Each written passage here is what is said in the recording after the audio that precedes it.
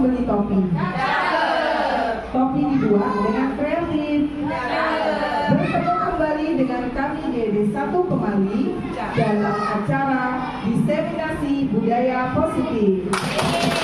Assalamualaikum warahmatullahi wabarakatuh. Yang terhormat Ibu Kepala Sekolah UPTD SDN 1 Pemali, Ibu Ciani, beserta rekan guru, ibu-ibu UPTD SDN 1 Pemali yang saya banggakan. Marilah bersama-sama kita lafalkan basmalah. Bismillahirrahmanirrahim. Selanjutnya kita akan laksanakan untuk memulai kegiatan ini agar lebih lancar ke depannya. Kita berdoa terlebih dahulu. Berdoa di dalam hati menurut keyakinan dan kepercayaan masing-masing. Berdoa dimulai.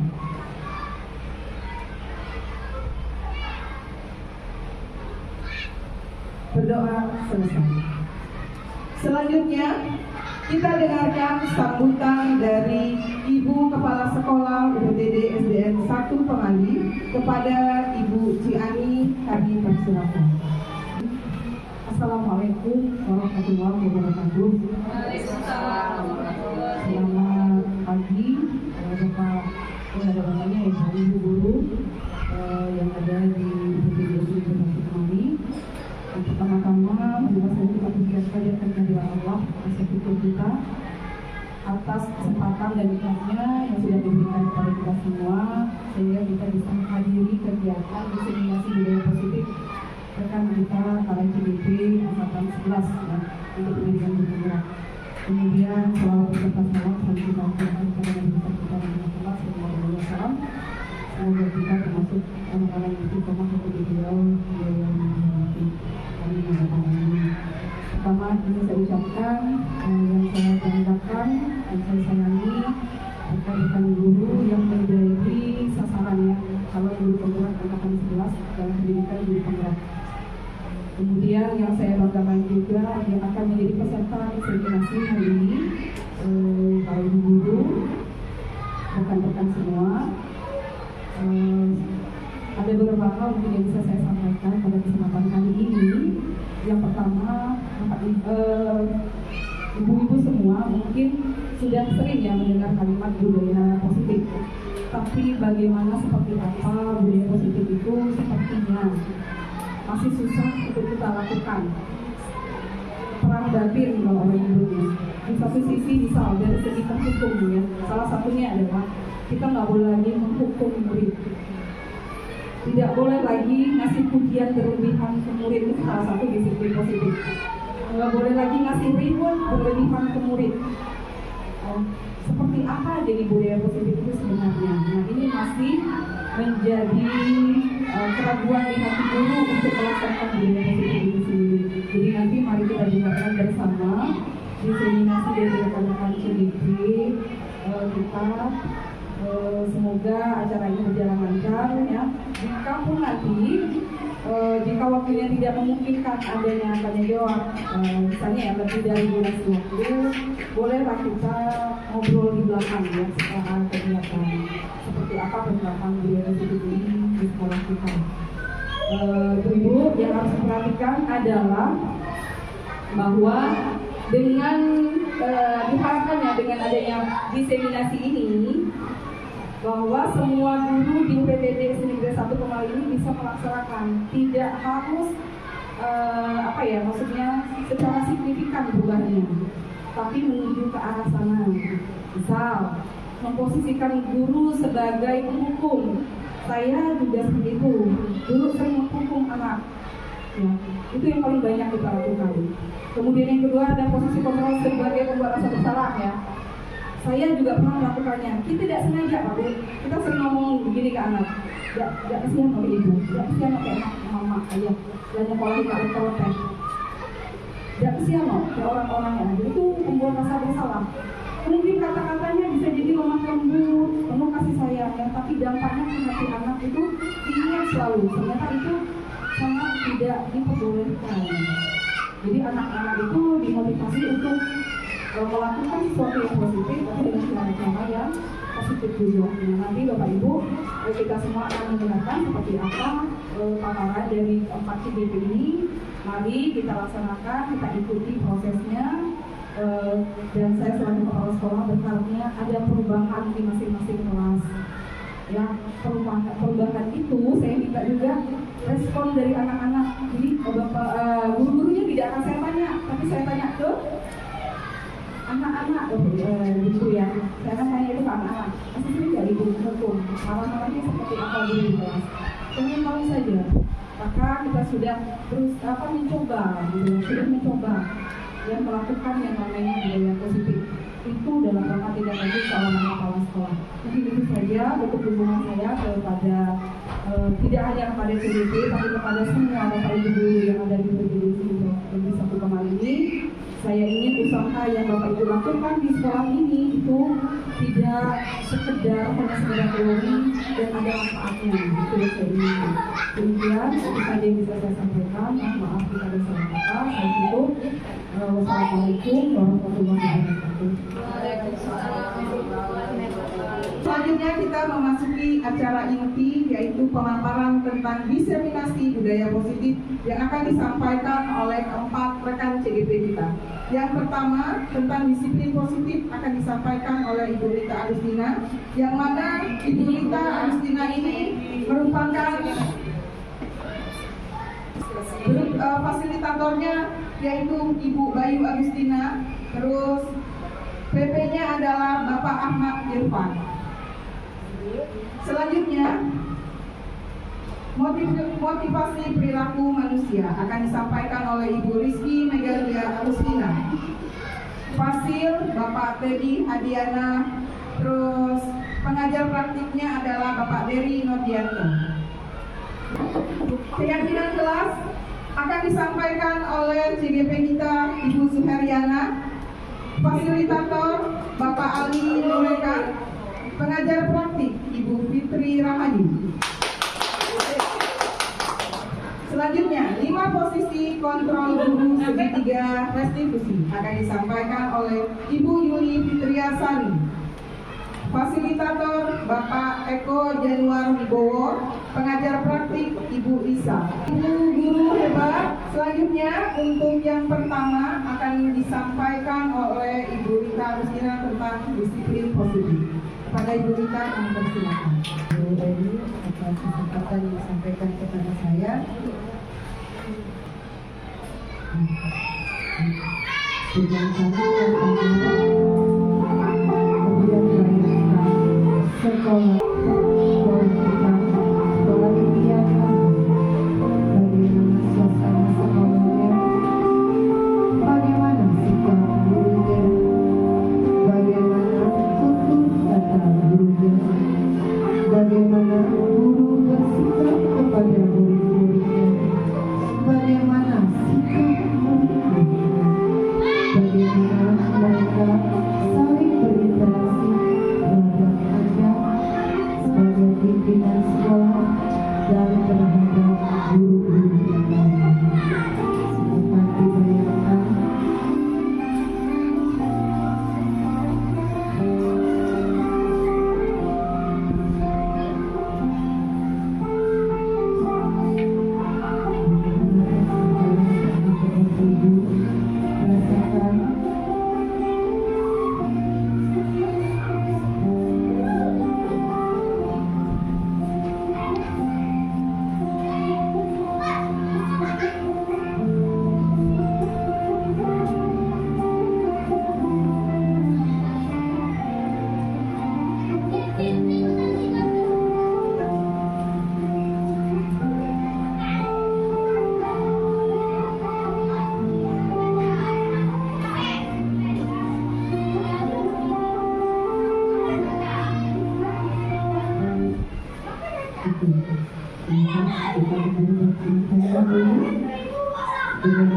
sudah mendapatkan inspirasi atau pengalaman tersendiri. Kemudian ya kita masuk konsep, kita membutuhkan tentang budaya positif. Di sini ada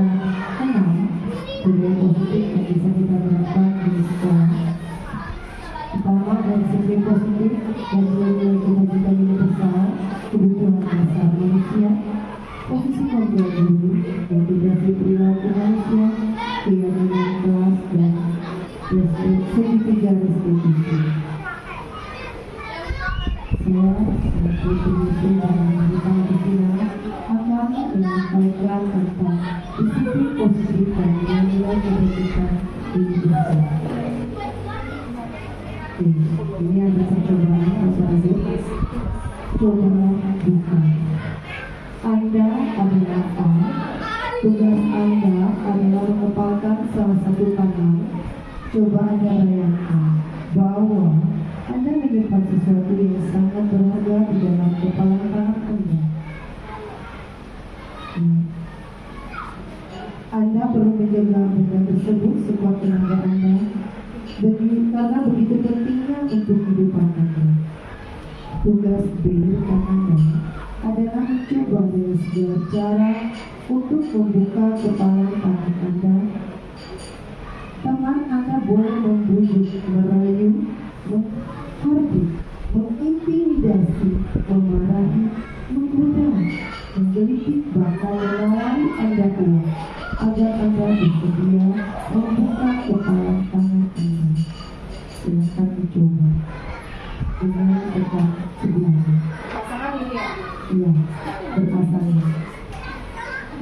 Boleh dengan cara membunuh, boleh dengan cara menghardik, boleh dengan cara mengintimidasi, boleh menggoda.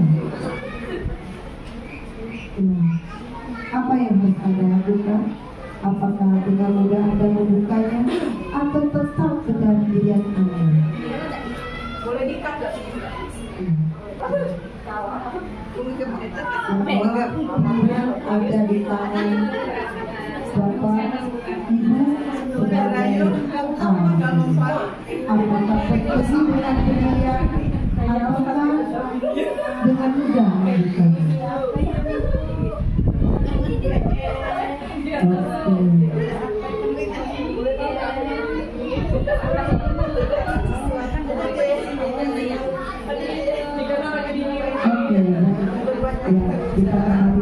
Terima kasih Ibu.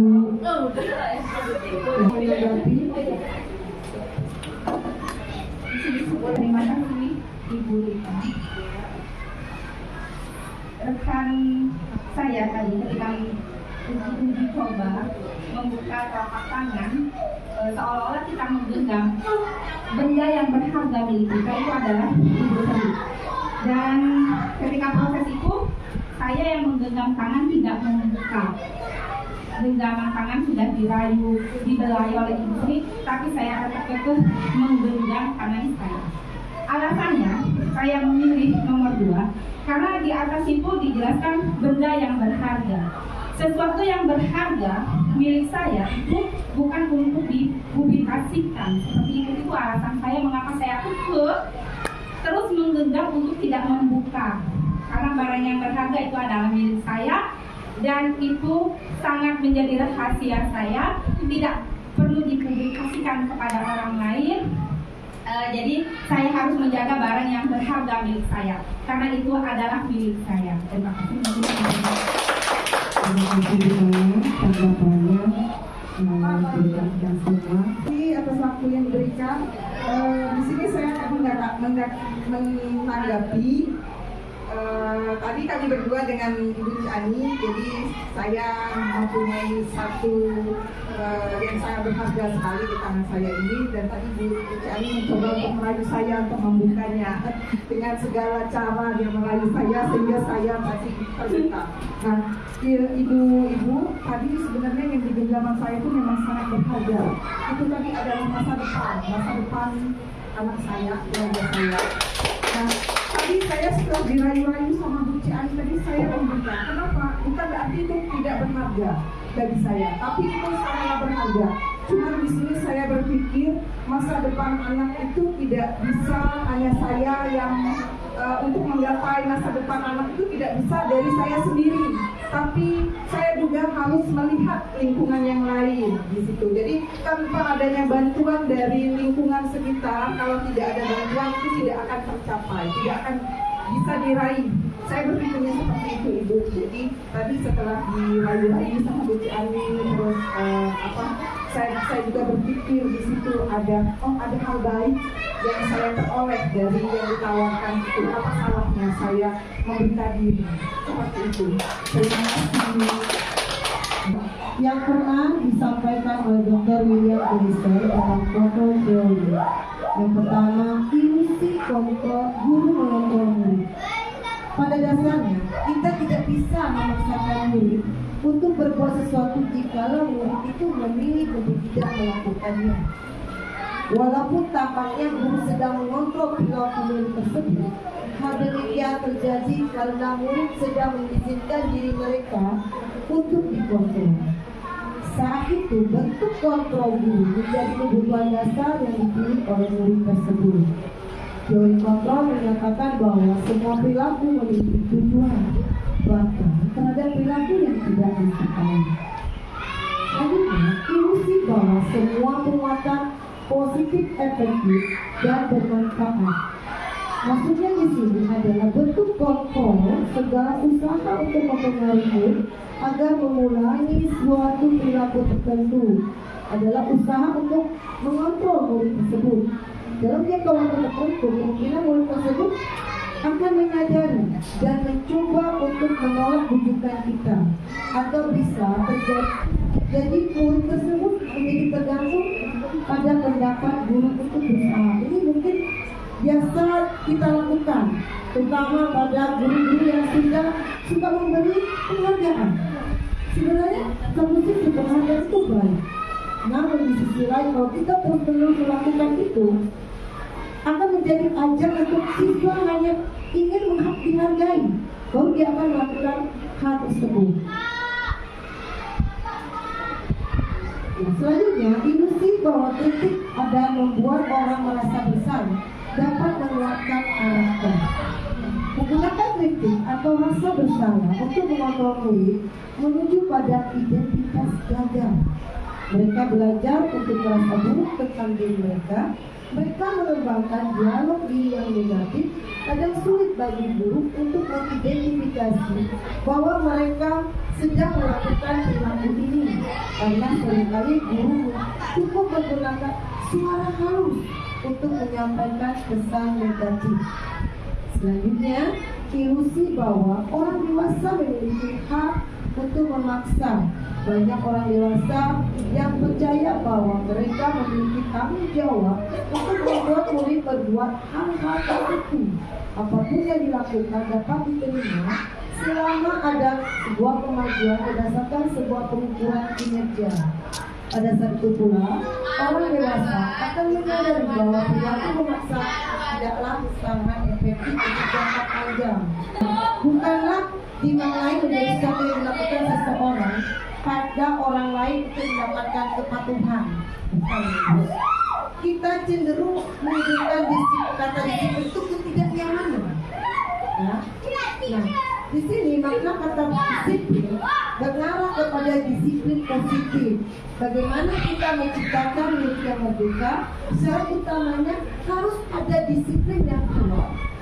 Disiplin dimaksud di sini ada disiplin diri dan memiliki motivasi internal. Artinya di dalam diri siswa itu harus muncul budaya positif, muncul jiwa tergerak untuk melakukan hal-hal yang positif. Nah, itu tugas kita bagaimana mengarahkan mereka untuk tergerak hatinya melakukan kegiatan untuk budaya positif ini. Nah, disiplin positif dalam budaya kita, maka kata disiplin dimaknai dalam melakukan sesuatu untuk mendapatkan kepatuhan dan cenderung menghubungkannya dengan ketidaknyamanan. Yang sudah saya sampaikan sebelumnya. Di sini sebagai pendidik tujuan kita adalah menciptakan siswa yang memiliki disiplin diri sehingga mereka bisa berperilaku dengan mengacu nilai-nilai kebajikan universal dan memiliki motivasi intrinsik bukan ekstrinsik. Ini yang saya sampaikan sebelumnya. Dan anak itu sendiri bukan dari kita gurunya. Dengan disiplin positif merupakan salah satu cara penerapan disiplin yang bertujuan menumbuhkan kesadaran dan memperdayakan anak untuk melakukan sesuatu tanpa ancaman maupun hukuman. Itu bukan ibu saya. Nah, ini nilai-nilai kebajikan ini besar. Saja nilai-nilai kebajikan yang disepakati bersama nanti akan disampaikan oleh rekan saya tentang keyakinan kelas. Nah, ini berkaitan dengan itu. Lepas dari suku bangsa, agama, bahasa maupun latar belakangnya, nilai-nilai ini merupakan fondasi kita berperilaku.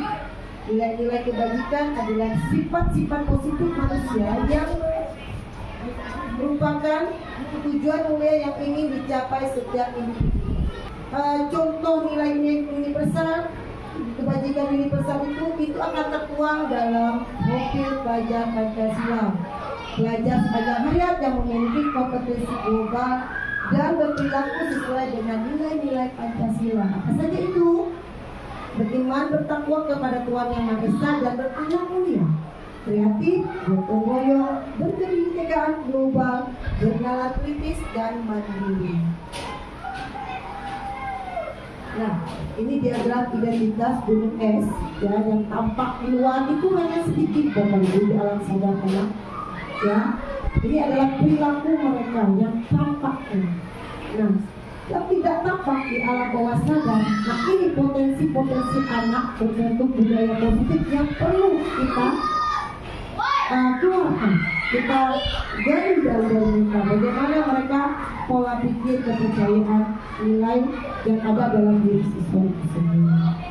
Ini berkaitan dengan budaya positif dan nilai-nilai universal. Sekian dari saya, kepada Vina, ucapkan terima kasih. Terus selanjutnya saya serahkan kepada moderator Ibu Leni. Terima kasih Ibu Rita. Baik teman-teman, tadi itu adalah pemaparan dari Ibu Rita. Rizky Megalia akan menyampaikan manusia. Oke, kepada Ibu Rizky kami persilakan. Terima kasih kepada Bu Leni yang memberikan kesempatan kepada saya untuk menyampaikan materi tentang motivasi perilaku manusia. Nah, mari kita tanyakan pada diri kita sendiri. Bagaimana kita berperilaku? Mengapa kita melakukan segala sesuatu? Apakah kita melakukan sesuatu karena adanya dorongan dari lingkungan atau ada dorongan dari yang lain? Terkadang kita melakukan sesuatu karena kita ingin menghindari dari rasa sakit atau ketidaknyamanan. Terkadang kita juga melakukan sesuatu untuk mendapatkan apa yang kita mau. Nah, kaitannya tadi dengan kebutuhan dasar manusia. Kebutuhan dasar manusia dapat diartikan sebagai unsur yang diperlukan manusia untuk mempertahankan keseimbangan psikologis dan psikologisnya. Pemenuhan kebutuhan dasar akan sangat mempengaruhi tindakan dan perilaku manusia. Dalam dunia pendidikan, konsep kebutuhan dasar manusia digunakan untuk menyusun pembelajaran yang berpihak pada murid hingga menganalisis penyebab dari pelanggaran atau perbuatan yang tidak terpuji. Nah, di sini ada motivasi perilaku manusia dikaitkan dengan 5 kebutuhan dasar manusia. Dari 5 kebutuhan dasar manusia ini, yang pertama itu ada kebutuhan untuk bertahan hidup, yang kedua kebutuhan untuk diterima, yang ketiga kebebasan, yang keempat kesenangan, dan yang 5 kekuasaan. Nah, akan saya ulas satu persatu. Kebutuhan dasar untuk bertahan hidup. Kebutuhan bertahan hidup adalah segala sesuatu yang sangat penting untuk dipenuhi karena berkaitan dengan kelangsungan hidup seseorang. Kebutuhan ini bersifat psikologis seperti makan, minum, dan bernafas. Nah, itu adalah kebutuhan untuk bertahan hidup. Kalau tidak melakukan kebutuhan ini, maka hidupnya tidak akan bertahan. Selanjutnya yang kedua, kebutuhan kasih sayang dan rasa diterima. Pemenuhan akan kasih sayang dan rasa diterima sangat penting dalam perkembangan karakter seseorang. Anak yang merasa dicintai dan diterima oleh orang-orang di sekitarnya tumbuh sebagai pribadi yang percaya diri dan mempunyai empati. Di sekolah, Kebutuhan kasih sayang dan rasa diterima dapat dipenuhi dengan menerapkan sistem AMOM. Dengan sistem ini, guru berperan sebagai pamong yang bertugas membimbing, mengayomi, dan mengarahkan peserta didik sesuai dengan kodratnya masing-masing. Selanjutnya yang ketiga, kebutuhan akan kebebasan. Ada dua kategori kebebasan. Di sini kebebasan dari rasa sakit dan kebebasan untuk memilih. Kebebasan dari rasa sakit mencakup segala hal yang dapat membuat peserta didik menderita secara fisik maupun psikologis. Sementara kebebasan memilih berkaitan dengan kemampuan peserta didik dalam menentukan jalan hidupnya sendiri, termasuk memilih pembelajaran dan karir di masa depan. 4. Kebutuhan akan kesenangan. Kebutuhan akan kesenangan adalah segala sesuatu yang diperlukan untuk merasa bahagia. Di sekolah, kebutuhan ini penting untuk dipenuhi agar tujuan pembelajaran tercapai. Pemenuhan kebutuhan kesenangan dapat diterapkan dengan menciptakan pembelajaran yang menyenangkan. Nah, apabila pembelajaran kita di kelas itu sangat menyenangkan, gurunya juga menyenangkan, suasana belajar menyenangkan, maka kebutuhan akan kesenangannya terpenuhi. Selanjutnya, kebutuhan akan kekuasaan. Kebutuhan akan kekuasaan berkaitan dengan harga diri anak murid. Kebutuhan ini mencakup perasaan bernilai, kompeten, dan terampil.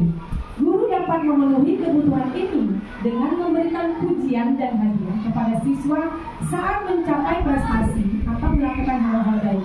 Tetapi pemberian hadiah dan pujian ini tidak boleh berlebihan, nanti akan berakibat kepada penyalahgunaan.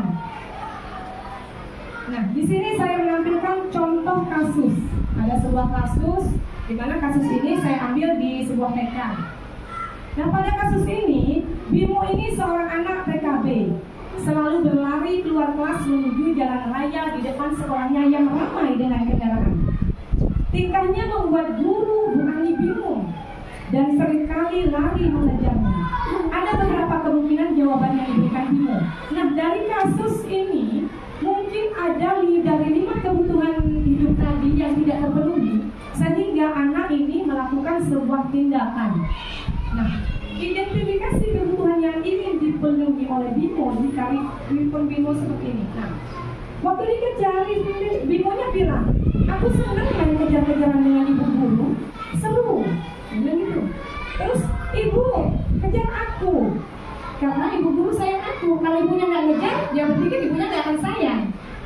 Selanjutnya, aku hebat kan, bisa bikin ibu guru ngejar aku. Dia merasa hebat karena gurunya bisa ngejar. Terus aku bosan belajar mewarnai terus di dalam kelas. Nah, ada kebutuhan dasar yang tidak terpenuhi di sini. Nah, dari pernyataan-pernyataan Bimo dapat disimpulkan bahwa dia mungkin memiliki beberapa kebutuhan dasar yang tidak sepenuhnya terpenuhi di dalam lingkungan kelas. Mungkin dia merasa tidak nyaman, mungkin merasa pembelajarannya kurang menyenangkan. Terus termasuk kebutuhan akan hiburan, perhatian, pengakuan, dan variasi. Mungkin anak-anak juga butuh hiburan, karena kalau belajar terus mungkin mereka akan bosan. Terus memahami kebutuhan-kebutuhan ini bisa membantu guru dan orang tua dalam merancang pendekatan yang lebih baik untuk mendukung perkembangan Bimo, termasuk menciptakan lingkungan belajar yang lebih menarik dan memberikan perhatian yang cukup kepada anak-anak dengan cara positif dan memahami. Nah, motivasi perilaku manusia itu mendorong timbul pada diri seseorang secara sadar atau tidak sadar untuk melakukan suatu tindakan dengan tujuan tertentu. Yang ini, untuk menghindari ketidaknyaman dan hukuman. Untuk menghindarinya, murid melakukan disiplin karena dia takut dihukum, bukan dari diri dia sendiri, ini dari unsur dari luar. Karena dia takut dihukum, makanya dia melakukan disiplin diri. Selanjutnya, mendapatkan imbalan atau penghargaan dari orang lain. Murid melakukan disiplin diri karena ingin mendapatkan imbalan. Imbalannya berupa dengan kata-kata pujian yang berlebihan. Jadi dia melakukan itu bukan dari dirinya. Aku udah dapat cepat karena aku pengen mendapatkan hadiah atau imbalan dari gurunya. Yang ketiga, menghargai nilai kebajikan diri sendiri.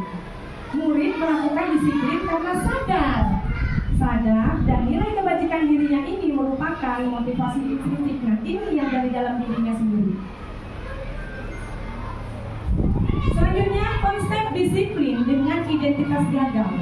Nah, konsep disiplin ini tadi kita memberikan hukuman yang identitas gagal ya. Yang pertama hukuman.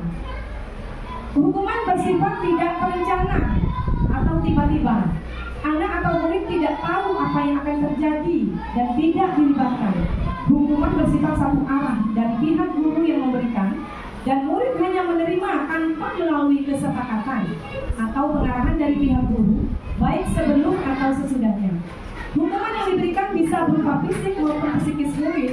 Anak disakiti oleh suatu perbuatan atau kata-kata. Ini adalah bentuk hukuman. Hukuman itu tidak rencana, ya, langsung spontan.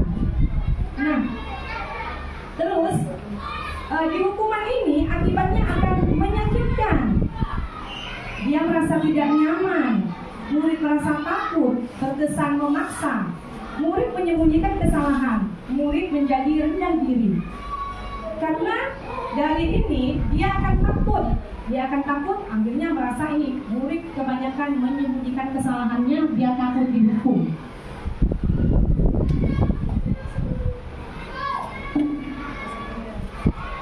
Penghargaan adalah tindakan atau insentif yang diberikan untuk memperkuat atau mendorong perilaku yang diinginkan.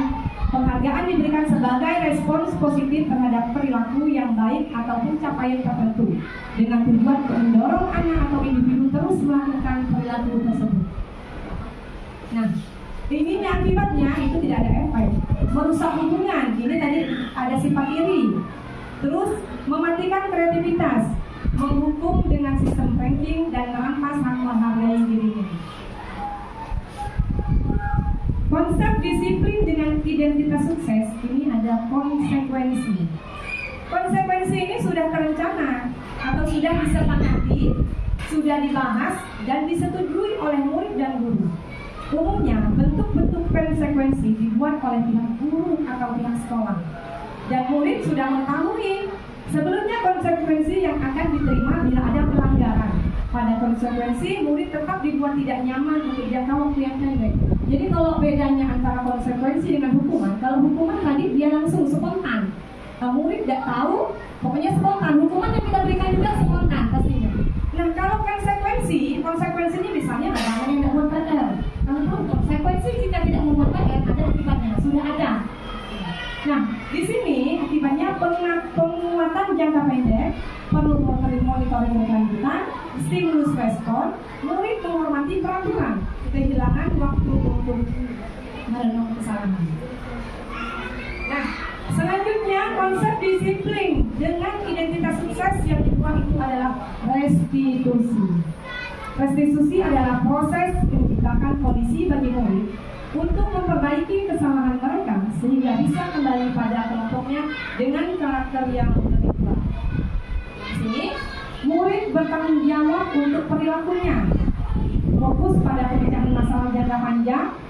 Murid menghormati dirinya dan orang lain sebagai teori kontrol, diri sendiri memegang kontrol. Murid bersemangat memperbaiki kesalahan. Nah, konsep disiplin pendekatan restitusi itu sebuah cara menanamkan disiplin positif pada murid. Pengertian restitusi adalah proses menciptakan kondisi bagi murid untuk memperbaiki kesalahan mereka sehingga bisa kembali pada kelompoknya dengan karakter yang lebih kuat. Ciri-ciri restitusi itu bukan menebus kesalahan, namun belajar dari kesalahan. Nah, setelah anak-anak melakukan kesalahan, itu anak-anak didorong untuk merefleksikan dirinya. Jadi mereka akan belajar dari kesalahannya, bukan untuk menebus kesalahannya. Terus memperbaiki hubungan ini nanti misalnya ada kejadian, perbaikan hubungannya caranya minta maaf atau bagaimana. Jadi tidak akan berakibat berkelanjutan. Terus tawaran bukan paksaan, menuntun untuk melihat ke dalam diri, mencari kebutuhan dasar yang mendasari tindakan, fokus pada karakter, menguatkan dan fokus pada solusi. Nah, nanti untuk restitusi ini selanjutnya akan dijelaskan oleh Ibu ya. Nah, di sini ada perbedaan, ada contoh kasus untuk siswa yang sering tidak mengerjakan PR. Apakah dia diberikan hukuman atau konsekuensi atau restitusi untuk penyelesaiannya? Nah, untuk hukuman di sini dikatakan guru menghukum siswa dengan meminta siswa lari keliling lapangan 10 menit. Nah, kalau kita membuat ini akan berdampak pada murid. Gurunya marah, muridnya jadi takut. Yang kedua, kalau gunakan konsekuensi. Sebelumnya kita sudah menerapkan konsekuensi. Misalnya, jika tidak mengerjakan PR, kamu harus mengulang pekerjaan ini sebanyak 2 kali. Jadi begitu anak tidak mengerjakan PR, kita melakukan konsekuensi. Guru meminta siswa untuk mengerjakan PR-nya pada saat jam istirahat sebanyak 2 kali lipat. Di sini gurunya terlihat tegas dan siswa menghormati peraturan karena sudah ada peraturan untuk konsekuensi apabila melanggar. Yang di sini restitusi. Restitusi, guru menanyakan keyakinan kelas atau dirinya dan membantu siswa menyelesaikan masalahnya. Mungkin kesalahan yang dibuat oleh siswa tidak membuat PR ini ada kaitannya dengan 5 kebutuhan dasar manusia yang tidak terpenuhi. Apa di rumah dia lagi marah sama orang tua atau bagaimana? Jadi ada 5 kebutuhan dasar yang tidak terpenuhi sehingga dia tidak mengerjakan PR. Nah, harus terbuka. Guru menanyakan kepada siswa bagaimana cara menyelesaikan masalahnya. Nah, guru terbuka dan siswa menghormati dirinya dan orang lain. Nah, itu kesimpulannya, restitusi merupakan pendekatan yang mengedepankan pemulihan, pembelajaran, dan perbaikan hubungan. Ini berfokus pada mengajarkan tanggung jawab dan pengembangan pribadi melalui proses refleksi, pengertian, dan solusi konstruktif. Dengan demikian, restitusi tidak hanya memperbaiki kesalahan, tapi juga berkontribusi pada pertumbuhan individu dan hubungan yang lebih sehat. Demikian paparan dari saya. Selanjutnya saya akan serahkan ke moderator. Ibu Suheryana tentang keyakinan kelas. Kepada Ibu Suheryana kami persilakan. Assalamualaikum warahmatullahi wabarakatuh. Mohon izin ibu-ibu semua, saya akan melanjutkan untuk menyampaikan budaya positif berikutnya, yaitu tentang keyakinan kelas. Pergi ke pasar membeli gelas. Gelas dibeli berwarna coklat. Izinkan saya menyampaikan tentang keyakinan kelas, semoga bisa membawa manfaat. Keyakinan kelas atau kesepakatan kelas adalah sebuah pendekatan yang lebih baik dengan mengedepankan peran aktif siswa. Kemudian di situ berisi beberapa aturan untuk membantu guru dan siswa bekerja sama membentuk kegiatan belajar mengajar lebih efektif. Apakah ibu-ibu sepakat dengan apa yang saya tampilkan tentang keyakinan atau kesepakatan kelas? Ya, baik, selanjutnya di sini mengapa keyakinan kelas bukan peraturan kelas? Seperti ada kalimat di bawah ini, mengapa kita menggunakan helm saat mengendarai motor? Ada yang bisa memberikan tanggapan? Ya, ada yang menjawab takut ditilang. Ada juga yang menyampaikan untuk keamanan ketika kita berkendaraan, ketika terjadinya kecelakaan. Banyak opsi-opsi yang menyatakan mengapa kita harus menggunakan helm saat mengendarai motor. Kemudian berikutnya, mengapa kita menggunakan masker dan mencuci tangan saat berada di keramaian? Ada yang memberi tanggapan? Iya, takut kena virus. Iya, untuk menghilangkan debu. Yang jelas adalah untuk menjaga kesehatan tubuh kita sendiri. Baik, selanjutnya tujuan keyakinan kelas itu dibuat. Saya yakin dan percaya ibu-ibu semua, teman-teman saya sudah melakukan dan membuat keyakinan kelas di kelasnya masing-masing dan sudah disepakati bersama oleh siswa-siswanya.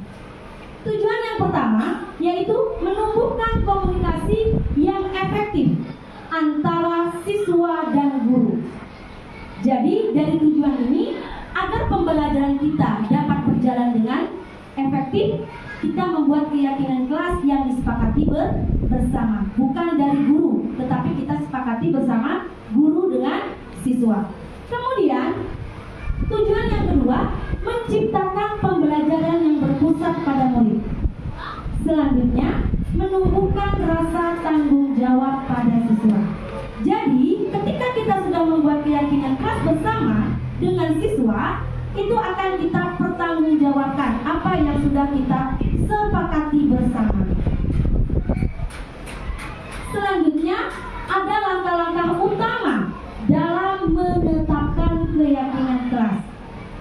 Yang pertama, berdiskusi memunculkan peraturan-peraturan yang perlu ditaati warga kelas. Jadi sebelum membuat keyakinan kelas, kita berdiskusi dulu bersama siswa kita, apa yang akan kita sepakati. Kemudian, mengubah peraturan-peraturan menjadi kalimat yang lebih positif. Kadang-kadang anak-anak kita untuk membuat kalimat itu masih kurang baik, ya. Jadi kita sebagai guru, wali kelasnya mengarahkan dan merubah dari kalimat-kalimat peraturan-peraturan menjadi kalimat yang lebih positif. Selanjutnya, menyarikan peraturan-peraturan menjadi nilai-nilai kebajikan atau keyakinan kelas. Berikutnya, berdiskusi mengenai gambaran perilaku yang mencerminkan keyakinan kelas. Selanjutnya, berdiskusi mengenai peran seluruh warga kelas. Setelah kita buat bersama-sama oleh siswa, selanjutnya meninjau ulang keyakinan kelas dari waktu ke waktu. Jadi kita lihat, oh lah kita sepakati ini. Nah, kita tinjau ulang. Apakah dengan keyakinan kelas yang kita buat dapat berjalan dengan lancar dan kondusif di kelas kita? Selanjutnya, keyakinan kelas mempunyai ciri-ciri. Apa saja? Yang pertama, bersifat lebih abstrak daripada peraturan, yang lebih rinci dan konkret. Kemudian, ciri yang berikutnya berupa pernyataan-pernyataan universal yang sudah dijelaskan oleh teman kita Rita Agustina. Selanjutnya dibuat dalam bentuk positif, tidak terlalu banyak, sehingga mudah diingat dan dipahami oleh semua warga kelas. Berikutnya, sebaiknya sesuatu yang dapat diterapkan di lingkungan tersebut. Ciri berikutnya lagi, semua warga kelas hendaknya ikut berkontribusi dalam pembuatan keyakinan kelas lewat kegiatan curah pendapat. Bersedia meninjau kembali keyakinan kelas dari waktu ke waktu. Jadi seperti saya sampaikan tadi, bahwa keyakinan kelas itu bukan guru, tetapi kita bersama-sama membahas bersama siswa apa yang akan menjadi keyakinan kelas kita di dalam kelas. Nanti ada video dari kelas kami dalam membuat keyakinan kelas. Selanjutnya, keyakinan kelas. Berikan tanggapan atas pernyataan berikut dengan menentukan keyakinan kelas atau nilai kebajikan. Di sini ada berapa kalimat? Kita sama-sama tentukan. Ini merupakan keyakinan kelas atau nilai kebajikan. Yang pertama, kembalikan barang ke tempatnya. Keyakinan kelas atau nilai kebajikan? Ya, kami kunci ya dulu ya. Keyakinan. Oke. Kemudian dilarang mengganggu orang lain. Dilarang mengganggu orang lain. Kira-kira hadir di sekolah 15 menit sebelum pembelajaran dimulai. Keyakinan. Oke. Dilarang melakukan kekerasan. Kebajikan. Oke, lanjut. Dilarang menggunakan narkoba. Kebajikan. Selanjutnya, bergantian atau menunggu giliran. Oke, sekarang kita lihat. Ya, yang pertama tadi, kembalikan barang ke tempatnya. Di sini bertanggung jawab. Ya. Selanjutnya, dilarang mengganggu orang lain. Saling menghormati. Hadir di sekolah 15 menit sebelum pembelajaran dimulai. Di sini menghormati orang lain dan komitmen. Kemudian dilarang melakukan kekerasan, keamanan dan saling menghormati. Selanjutnya kalimat berikutnya dilarang menggunakan narkoba, merupakan kesehatan. Kalimat berikutnya bergantian atau menunggu giliran, menghormati orang lain dan berempati. Itu ya teman-teman ya. Baik, selanjutnya ini adalah proses kegiatan membuat keyakinan kelas di kelas 5A kelas saya sendiri. Di sini saya bagi post-it kepada anak-anak. Di situ mereka saya bimbing untuk mengeluarkan pendapat.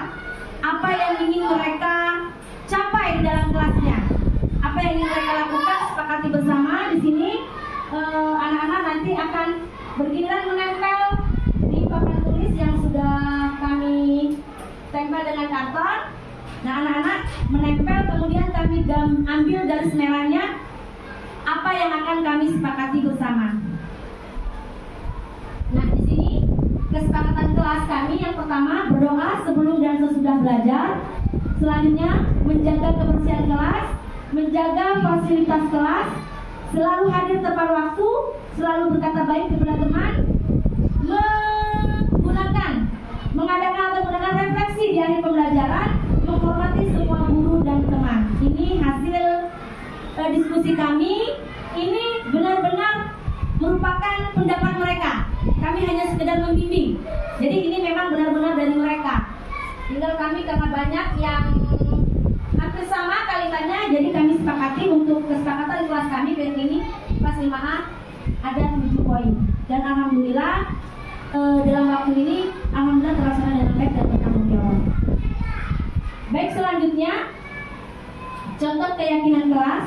Di sini ada yang kelas 1, kemudian dengan kelas 5 juga ini ada keyakinan kelas 7.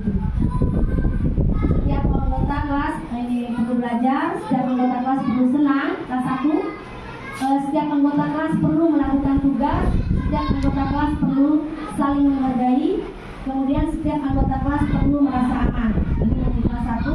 Kemudian di kelas 5 selalu bersikap positif, banyak sekali ya bersikap positif, senantiasa menjadi diri terbaik, percaya dan menghormati orang lain serta barang miliknya, berkomitmen terhadap setiap tugas, senantiasa membantu. Kemudian keyakinan kelas di kelas 7, ini lebih diambil poinnya. Yang pertama, hormat. Kami meyakini bahwa sangat penting untuk menghormati semua orang dan barang milik orang lain. Kemudian poin berikutnya, bekerja. Kami meyakini bahwa sangat penting untuk mengerjakan segala pekerjaan atau mengikuti kegiatan yang telah ditugaskan. Berikutnya, diterima dan dimiliki. Kami meyakini bahwa sangat penting untuk merasa diterima pada suatu kelompok dan saling peduli satu dengan yang lain. Itu contoh keyakinan kelas. Masih semangat teman-teman? Ya, kita saling berukas. Iya, biar jangan ngantuk ya. Oke, lanjut. Itu saja dari kami tentang keyakinan kelas. Untuk berikutnya, budaya positif berikut tentang segitiga diskusi akan disampaikan oleh teman kami, Ibu Yuli. Tepuk tangan dari Ibu Erna, semangat sekali ya. Ya, baik. 5 posisi kontrol guru dan segitiga restitusi yang akan disampaikan oleh Ibu Yuli Fitriasari. Tepuk tangan untuk Ibu Yuli Fitriasari. Assalamualaikum warahmatullahi wabarakatuh. Waalaikumsalam. Teman-teman, hari ini saya akan lanjutkan dari teman-teman tadi definisi dari budaya positif modul 1 dan 4. Posisi saya sekarang adalah di 5 posisi kontrol guru dan segitiga restitusi. Nah, sebelumnya izin teman-teman, ibu-ibu semua mau berdiri. Ya, saya berikan dulu. Capek duduk dari kaki, silakan kita meninggalkan motor-motor kita.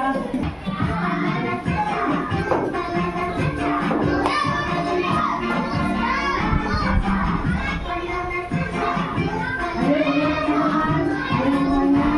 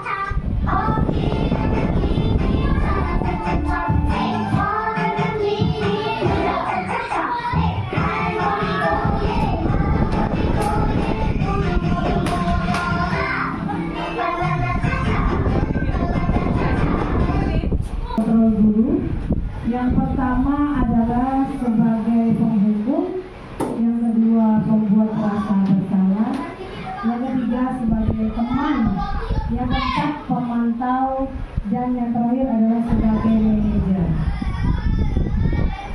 Tapi sebelumnya ibu-ibu semua kita dengarkan dulu arahan dan video dari Kemendagri tentang 5 posisi kontrol guru.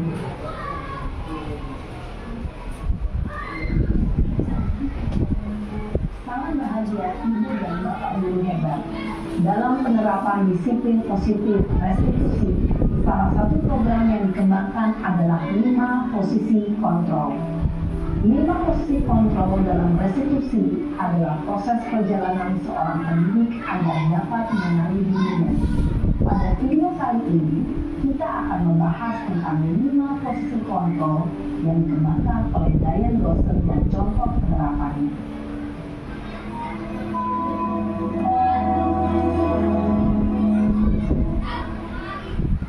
Lima posisi kontrol itu adalah 1. Posisi penghukum, 2. Posisi pembuat merasakan bersalah, 3. Posisi teman, 4. Posisi pemantau atau monitor, dan 5. Posisi manajer. Untuk lebih memahami 5 posisi tersebut, mari kita saksikan kasus ini yang menambahkan 2 posisi sekolah dan melihat bagaimana 5 posisi kontrol dalam menghadapi masalah tersebut.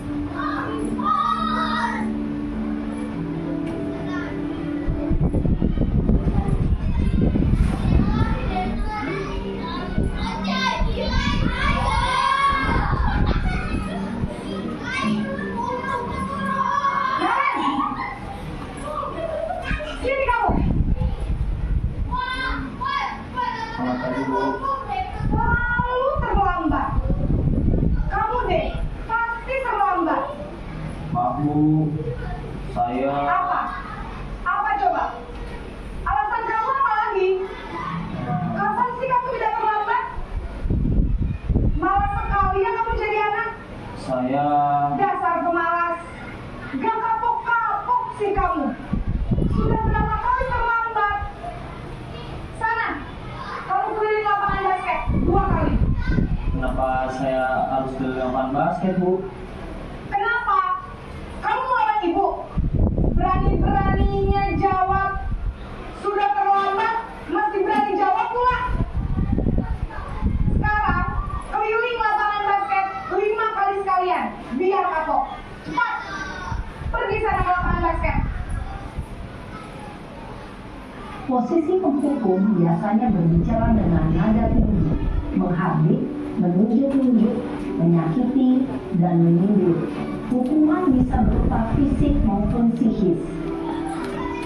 Ibu dan bapak guru hebat, dampak yang terjadi pada murid ketika guru berada pada posisi penghukum adalah murid cenderung akan memberontak, bahkan menyimpan dendam.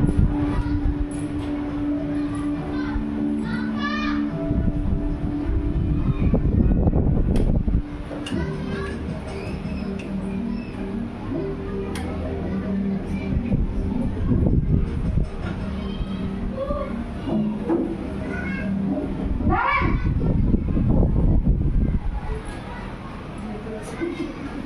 Selamat pagi, Bu. Naren. Kamu kenapa terlambat lagi, nak? Ya Tuhan, Naren. Kamu senang ya bikin ibu susah ya? Kalau kamu terlambat lagi, nanti ibu yang ditegur bapak kepala sekolah, nak. Disangka ibu tidak bisa membina kamu. Duh, gimana ini? Maaf, Bu. Duh, Gusti Naren. Kamu suka ya kalau ibu tegur bapak kepala sekolah? Terus, sekarang ibu harus tulis apa ini di buku absen? Ini kamu sudah sering terlambat loh. Ibu harus apa coba? Maaf, Bu. Maaf sekali. Ya sudah, lain kali jangan bikin ibu susah lagi anak ya. Ibu tidak akan kuat lagi kalau kamu begini terus. Bisa jantungan kalau ibu tegur bapak kepala sekolah. Sana cepat kelas.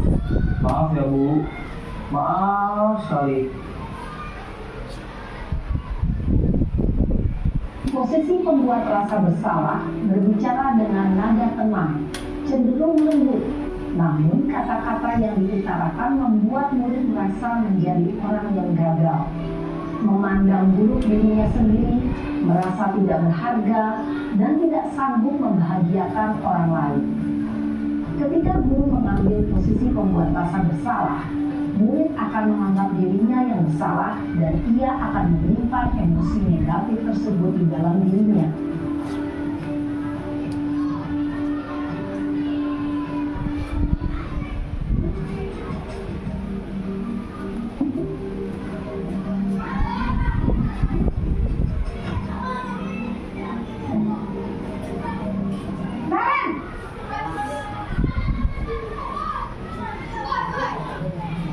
Selamat pagi Bu. Wah, sudah jam berapa ini nak? Terlambat lagi ya sayang. Iya Bu, habis ibu saya membangunkan saya Bu. Kamu malah menyalahkan ibu kamu. Kamu bukan anak yang larinya paling kencang. Kok terlambat sih? Iya Bu, saya memang terlambat bangun tadi. Jadi biarpun saya lari kencang, tetap gak kenyang Bu. Ya sudah sana. Nanti lain kali larinya lebih kencang lagi ya. Biar gak terlambat lagi. Bikin senang ibu. Demi ibu. Bisa kan? Bisa lah Bu. Ya sudah sana masuk kelas. Ibu beresin urusan absen kamu. Kamu ini ada-ada saja. Dalam posisi teman, guru berbicara dengan nada suara ramah, akrab, cenderung bersenda gurau untuk menjaga suasana tetap santai. Murid akan merasa senang, aman, dan akrab dengan guru. Identitas yang tercipta adalah identitas sukses atau berhasil. Namun, perlu diingat, karena ini masih dorongan eksternal, maka ada faktor ketergantungan dari murid kepada orang tertentu.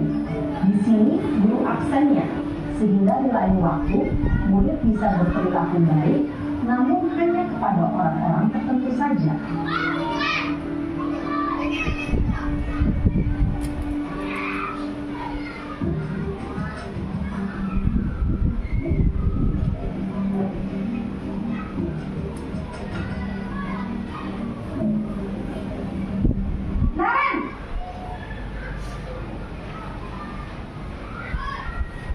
Selamat pagi Bu.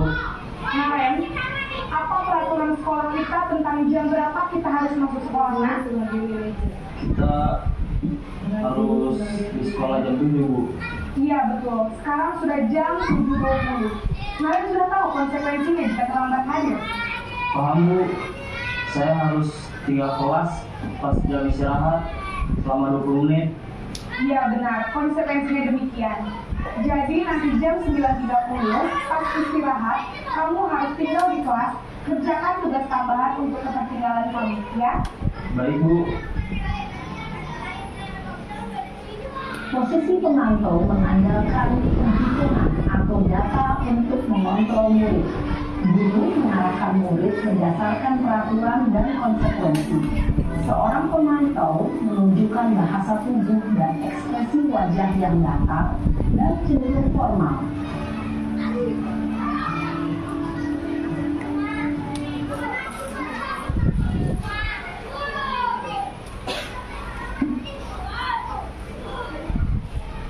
Setelah kita menonton video tersebut, bisa kita simpulkan adalah yang pertama adalah penghukum.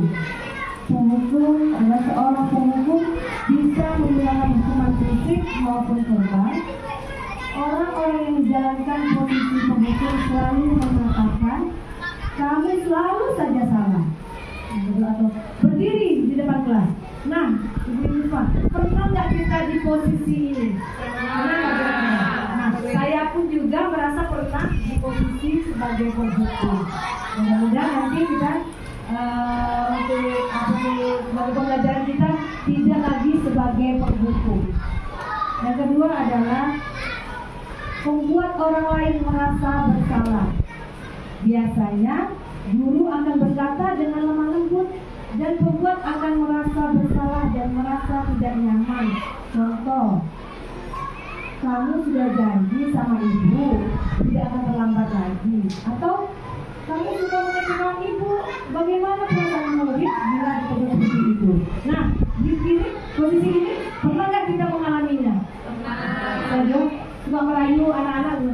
Nah, biasanya kita merayu, biasanya kadang-kadang anak-anak itu rasa senang kalau sudah dirayu dirinya. Tapi di posisi ini kadang anak merasa, oh ini salah, kasihan guru, jadi posisinya begitu. Selanjutnya adalah teman.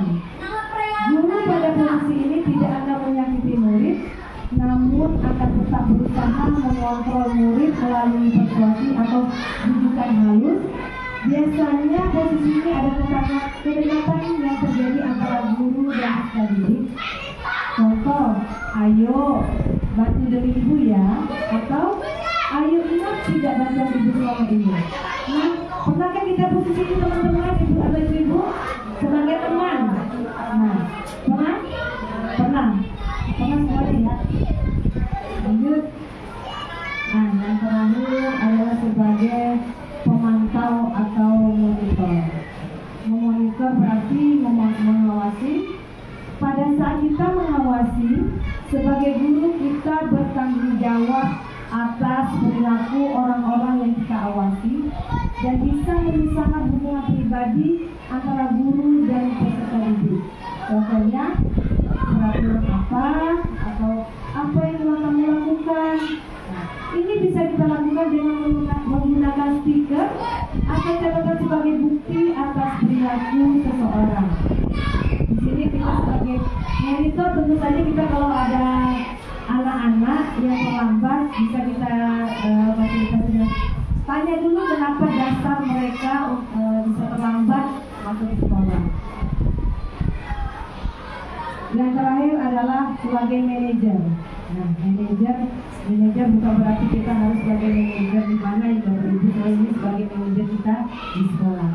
Posisi mentor di mana guru berbuat sesuatu bersama dengan murid, mempersilahkan murid mempertanggungjawabkan perilakunya, mendukung peserta didik dapat menemukan solusi atau permasalahannya. Contoh, apa yang kita yakini atau kita kembalikan seperti keyakinan berkelas yang sudah disampaikan Bu Erna. Biasanya setiap kelas ada kita buat kesepakatan kelas antara guru dan murid. Yang kedua adalah jika kamu meyakininya, apakah kamu bersedia memperbaikinya? Seorang manajer memiliki keterampilan atau bisa memposisikan dirinya sebagai teman pemantau. Namun, bila kita menginginkannya peserta didik bertanggung jawab, bisa kita mengacu pada segitiga itu. Nah, ibu-ibu, kira-kira dari 5 posisi kontrol, kita posisi di mana sekarang? Sekarang ini. Kalau sekarang kita sudah anggap jangan ke penghubung lagi, kira-kira yang sudah kita kerjakan sekarang ini kira-kira di kelas bisa sebagai posisi di mana? Sebagai manajer. Oh, sebagai manajer. Mudah-mudahan kita semua tidak sebagai penghukum lagi untuk peserta didik kita.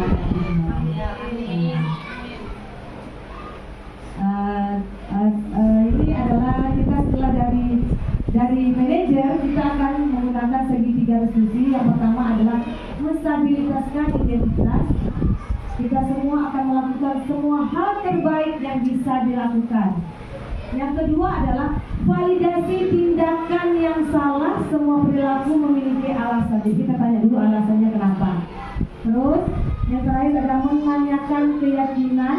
Kita semua memiliki motivasi internal. Artinya kita tanya dulu, nantinya pas kenapa dia terlambat. Jadi kita gunakan segitiga restitusi.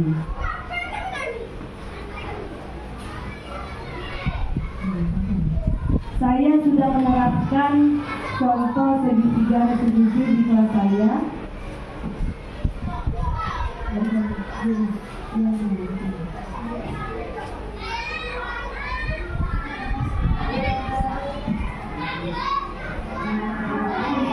lakukan dengan cara saja dalam menggunakan segitiga eksekusi.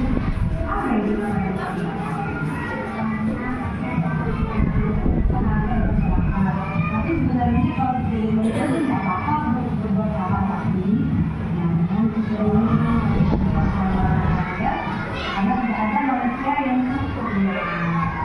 Nah, kalau kita pertama itu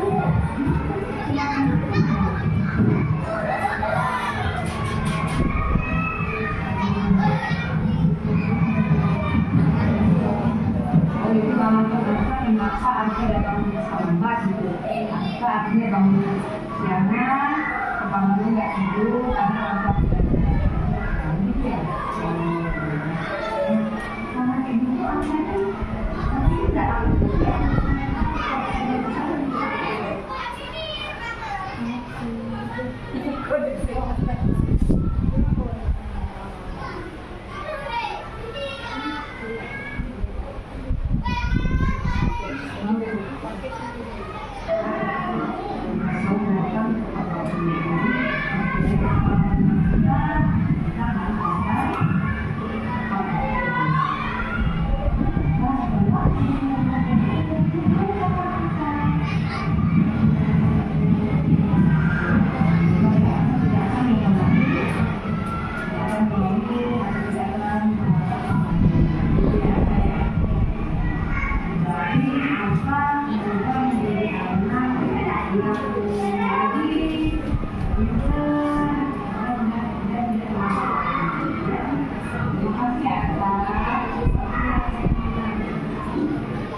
Ibu-ibu, ini yang sudah saya lakukan di kelas saya menggunakan segitiga eksekusi. Nah, selanjutnya adalah tanggapan dari peserta didik mengenai keterlambatan pendidik sekolah.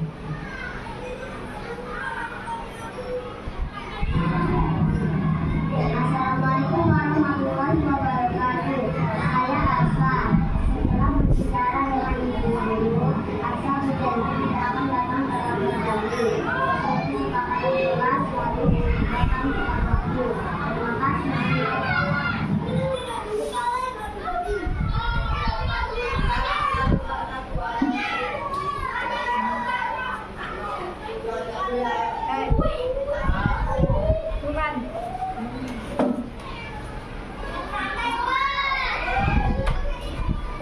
Ibu-ibu, semoga kita semangat sebagai guru, bukan sebagai pembuku, tetapi kita memposisikan diri kita sebagai manajer. Nah, kesimpulannya hari ini adalah penanganan kasus yang dilakukan guru di sekolah dengan penerapan segitiga eksekusi diharapkan dapat membantu guru untuk memposisikan dirinya sebagai manajer.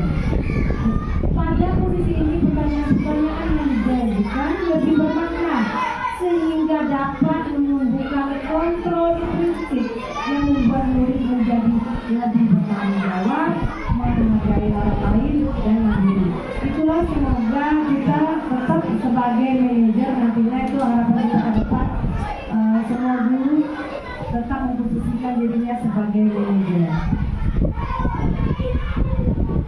Bapak Ibu teman-teman semua, ibu-ibu, dalam penerapan disiplin positif, hendaknya guru memiliki standar kepribadian profesional dan sosial yang baik, di mana guru mampu merefleksi pada posisi kontrolnya saat ini. Bagaimana perjalanan dirinya sebagai emong atau posisi manajer yang menuntun murid menuntun bukan untuk menuntut murid-murid menjadi insan yang mandiri, merdeka, dan bertanggung jawab standar nasional pendidikan. Nah, ibu-ibu semua, terima kasih. Inilah presentasi dari kami berempat, CGP Angkatan 11 tentang diskriminasi budaya positif modul 1.4. Semoga bermanfaat untuk ibu-ibu semua. Hari ini saya kembalikan ke moderator. Terima kasih. Ibu itu tadi telah kita dengarkan pemaparan tentang diseminasi budaya positif oleh 4 rekan CGP yang ada di sekolah kita. Ini menandakan bahwa kita sudah berada di akhir acara, yaitu penutup. Untuk menutup kegiatan ini, marilah kita bersama-sama mengucapkan lafal hamdalah. Alhamdulillahirabbil alamin. Baik Bapak Ibu, dengan ditutupnya acara ini berakhir sudah kegiatan kita pada siang hari ini. Saya sebagai moderator mengucapkan wabillahi taufiq wal hidayah. Wassalamualaikum warahmatullahi wabarakatuh.